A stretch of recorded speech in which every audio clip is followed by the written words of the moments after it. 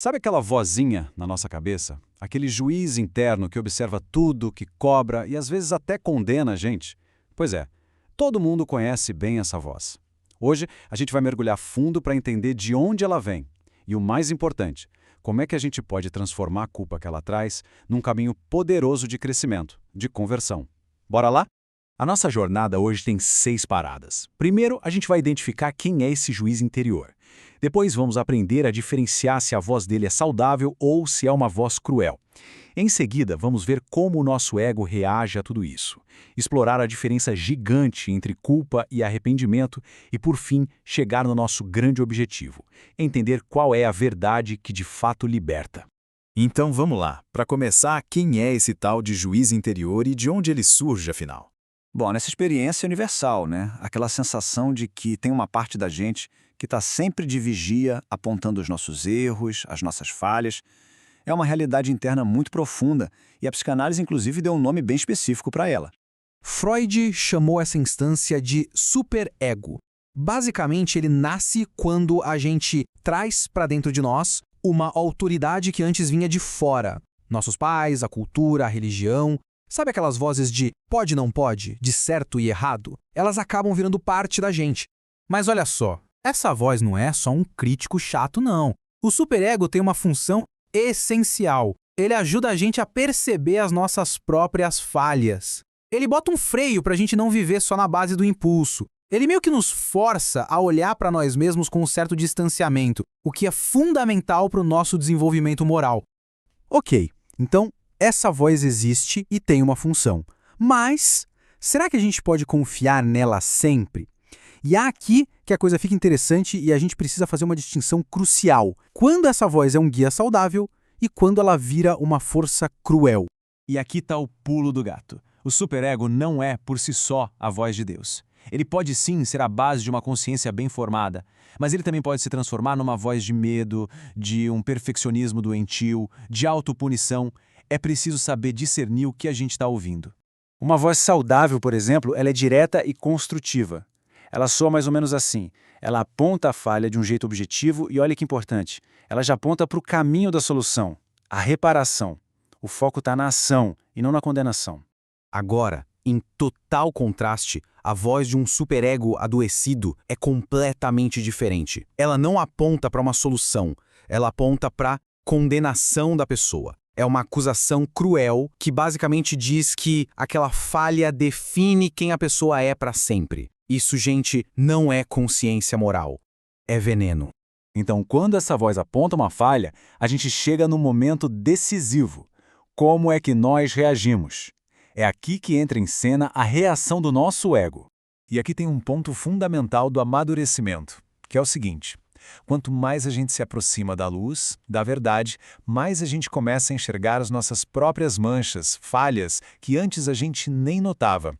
E isso não quer dizer que a gente piorou, não. Quer dizer que a gente está enxergando com mais clareza. É um sinal de progresso, e não de fracasso. E é nesse momento que tudo se decide. Diante da falha que foi revelada, a gente tem uma encruzilhada com 2 caminhos. Um é o caminho da humildade, aceitar a verdade, o que leva ao arrependimento e ao crescimento. O outro é o caminho do ego inflado, resistir à verdade, o que só gera conflito interno, dor e, muitas vezes, autopunição. E olha, é muito importante definir o que é humildade de verdade. Não tem nada a ver com se desprezar, com dizer eu não valho nada. Isso aí é só orgulho ferido. Humildade é, simplesmente, aceitar a realidade como ela é. É ter a coragem de olhar para a verdade sem se desesperar, porque a gente não está idolatrando uma falsa imagem de perfeição. Essa escolha entre os 2 caminhos, o da humildade ou o da resistência, nos leva para resultados completamente opostos. De um lado, a culpa que paralisa, do outro, o arrependimento que liberta. Vamos dar uma olhada nessa diferença que é crucial.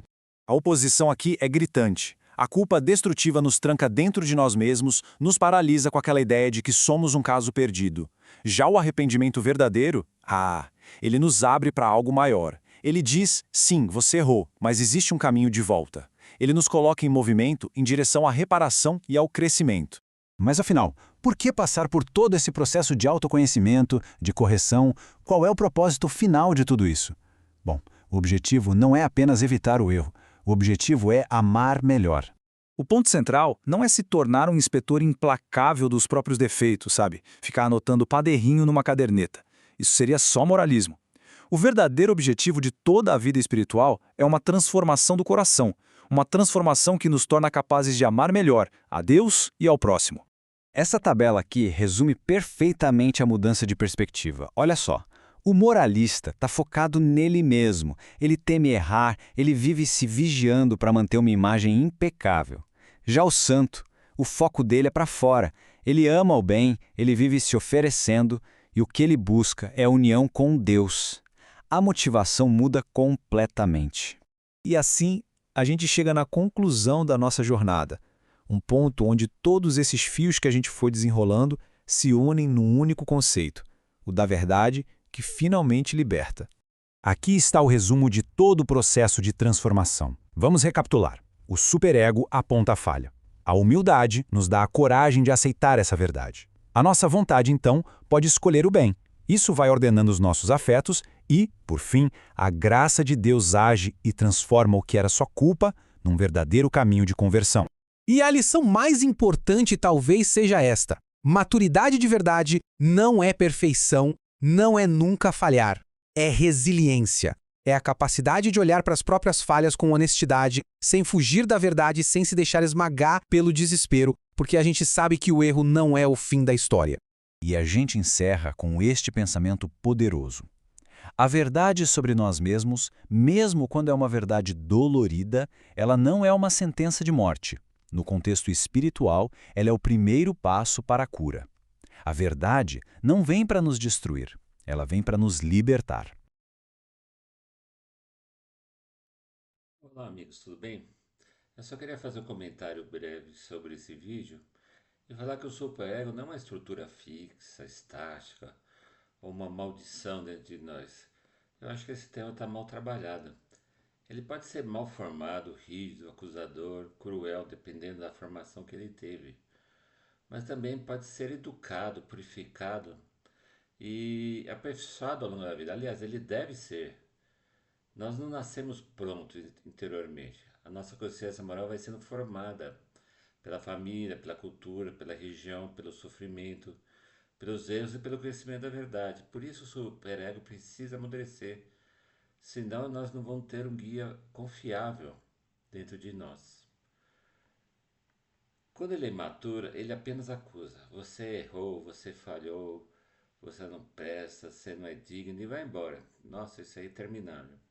Mas quando é aperfeiçoado, através do entendimento, principalmente do conhecimento, do estudo, de uma vida religiosa consistente, ele se torna um aliado. Aliás, é o que nos guia em direção à perfeição que é o Deus. Ele nos ajuda a perceber onde estamos fugindo da realidade, onde estamos sendo soberbos, injustos, vaidosos e desordenados. O objetivo não é viver esmagado pela culpa, mas transformar essa voz interior em um instrumento de correção, humildade e crescimento.